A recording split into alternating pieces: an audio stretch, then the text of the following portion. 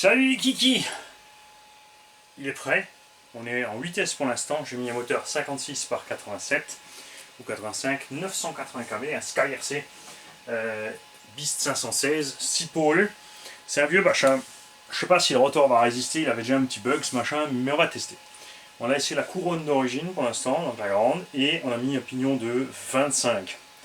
Donc percé à 8 d'origine, mais module 1, ce qui est couillon vraiment de la part de Arma de ne pas faire de gamme de pignons comme ça, ou alors ils auraient pu tout simplement directement faire une couronne principale en module 1.5 pour la très simple raison que des module 1.5 existent en 8 et pour les passer en 5 il suffit d'un petit esclave de rien du tout qui coûte 80 cents. C'est un tube qui a 8 extérieurs, 5 à l'intérieur, un petit trou pour le BTR.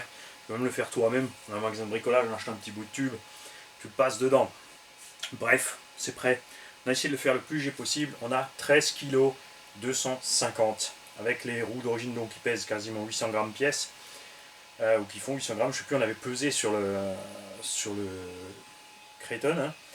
Donc référez-vous à la vidéo du Kraton. Alors les backflips sont peut-être un petit peu plus ou moins lourds, mais ça ne doit pas être grand chose de différent. On a le punch à 3 pour l'instant. On a mis des 7700 HV à bord. Et du coup, on devrait être dans les 65-70 tranquille aussi. Ce qu'on verra évidemment, c'est l'autonomie. Ça risque d'être un petit quart d'heure. Niveau patate, on sera bien, je pense. Je ne veux pas commencer trop fort. Et après, si je suis satisfait avec, je vais le laisser comme ça. Il n'y a pas de raison de passer en 12. On va voir ça. On n'a pas encore de ventilo moteur. Pour l'instant, ça donne ça.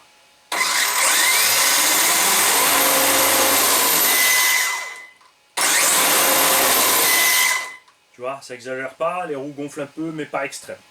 Donc on est un peu comme sur le premier run du Kraton 8S, pas exagéré. Alors on verra la chauffe moteur conso si éventuellement il faudra peut-être quelques petites dents en plus sur le moteur. Mais ouais, je sais pas, on va voir ça. 13 kg 250, c'est pas trop mal. Parce que Big Mama il y a 12 kg.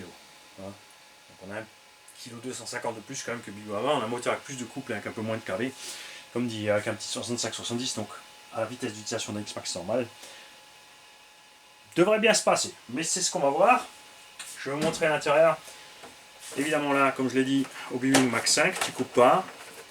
On va mettre aussi, comme on avait fait sur les Kraton, enfin sur la gamme vitesse depuis le début, un petit joint torique sur le plot de carreau, parce que la carreau qui se balade comme ça quand tu roules, c'est vraiment désagréable.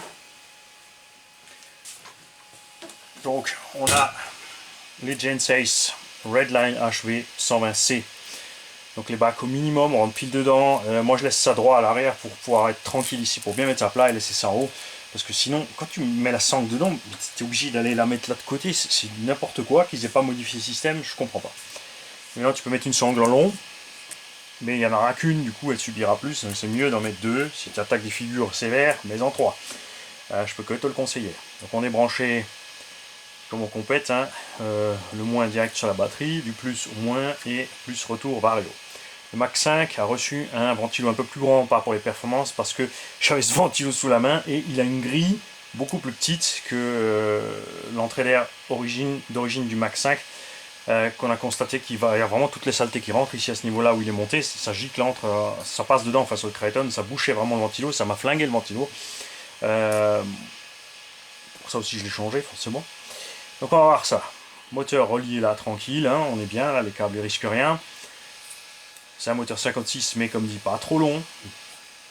Et niveau kV, on est pas mal. On a le petit pignon chinois, on est relativement silencieux. Pierre-Yves, tu verras, ça va bien se passer. J'ai fait juste un petit tour dans la rue, là, il est souple, il est agréable, la VMAX me suffit, forcément il se maintient bien. Et regarde la direction. Alors en roulant, en dynamique, ça se passe bien. En statique, à l'arrêt, regarde la direction.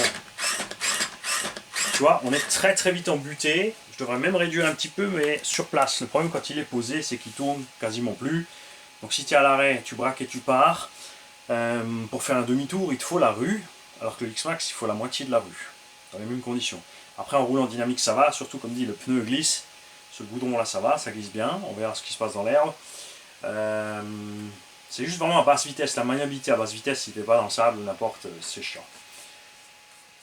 On a le setup suspension d'origine, le setup diff d'origine. Parce que si déjà j'ai un RTR, ça serait sympa pour une fois de ne pas devoir le démonter pour tout modifier sauce maison. Tu vois, quand il est chargé, il descend bien. On est encore souple. Ensuite il sera fermé, mais pas tant que ça finalement par rapport à quand il était vide. Et ce qui fait que le châssis va quand même aller chercher le sol, mais c'est fait pour le gros tout-terrain, c'est pas un réglage pour faire des gros sauts. Si tu veux faire des gros sauts, faut durcir ton huile. Il faut mettre de l'huile plus épaisse dans le suspect ou des pistons avec moins de trous. On a vu certains sur des vidéos avoir des tarages jusque là en bas. C'est des pros de la RC. Quand tu tares, n'oublie pas, quand tu tares à fond sur ton X-Max, ta suspect ou n'importe où, c'est pas plus dur, hein. Tu as gagné Walou, 0 pot de zob, au contraire tu tiens super mal la route parce que ton engin est beaucoup trop raide. Tu perds, on va dire que le tarage ici ne dure, n'oublie pas, hein, ça ne durcit jamais, le tarage ne durcit pas la suspecte. On va dire que là tu as 1 kg, 2 kg, 3 kg, 4 kg, et avec 5 kg il est monté moite-moite, et on va dire que ce sont des ressorts de 10. Donc si tu descends ici ta bague, tu vas, au lieu de commencer à 1 kg, tu vas commencer à 3, 4 ou 5, donc le véhicule va se tenir là, mais tu n'auras toujours que 10 kg de pression pour qu'il s'écrase. Donc au lieu d'avoir de 1 à 10, il va être à 5 et à 10 tout de suite. Tu vois, dès que ça va dépasser le taux maxi, boum, il va s'effondrer. Il n'y a plus rien, ça freine 0 et c'est pas du tout ce qu'il faut. Ton véhicule devient vraiment chiant à rouler. Si tu veux durcir ta suspecte, tu mets de l'huile plus épaisse, des pistons avec moins de trous, enfin des deux, et des ressorts plus durs. Il faut une autre gamme de ressorts plus durs si tu veux arriver à ça. Alors, ces amortos font Pierre-Yves. Oui, il y a Pierre-Yves. Ça y est, il est encore. Est-ce qu'il s'est encore fait la malle celui-là? Là. Hop. T'as remarqué, chaque fois je cherche Pierre-Yves, mais il est toujours bien rangé au même endroit parce que c'est Pierre-Yves. C'est comme ça. C'est précis ou c'est rien du tout. Alors, nous avons 185 mm d'anthrax. Les amortos du X-Max font 210, 220. Les amortos, j'avais regardé, figurez-vous, les feed racing du Dragon Hammer font 220. Mais bon, en diamètre on est gros, on va toucher partout. Là c'est pareil, on peut pas mettre plus gros parce qu'on va toucher partout. Donc je sais pas, je pense c'est Hot Racing ou un équipementier fait déjà des ressorts plus durs pour ceux qui veulent que ce soit plus dur. Moi je vais le laisser comme ça parce que j'ai pris cet engin pour le prêt. Le X-Max je vais l'utiliser en forêt, celui-là moins parce que avec le X-Max quand tu prends un arbre en forêt, tu casses un triangle, 9 €. Et ça s'arrête là. Là quand tu vas péter un axe, ça va faire mal, ça va faire mal. 15, 17 ou 20 € le triangle, si c'est que l'inférieur. Le changer, c'est toujours pas compliqué, mais c'est plus long que sur le X-Max. Donc voilà. Donc les mecs dans les coms, dites-moi, ceux qui ont essayé les bras RPM pour la série 8S, est-ce qu'ils sont meilleurs que les origines? Parce que les bras RPM pour X-Max sont pas bons. Les Proline sont pas bons. Ça casse plus vite les origines, donc je suis pas content, surtout qu'ils sont plus chers. Et en plus les RPM sont moches, ils ressemblent à rien. Et on aime quand même un petit peu que notre suspension ressemble à quelque chose. Voilà, donc c'est pour bientôt, normalement, mais c'est jamais garanti parce que la météo tourne. Et puis comme dit, hein, j'ai une vraie vie à côté de ça, j'ai pas que ça à faire. Même, et si j'avais que ça à faire, ça m'amuserait peut-être pas forcément autant. Tout simplement. Méfiez-vous toujours donc, quand vous avez ce type de plug. Il y a beaucoup de varios modernes qui sont protégés contre l'inversion, mais pas tous.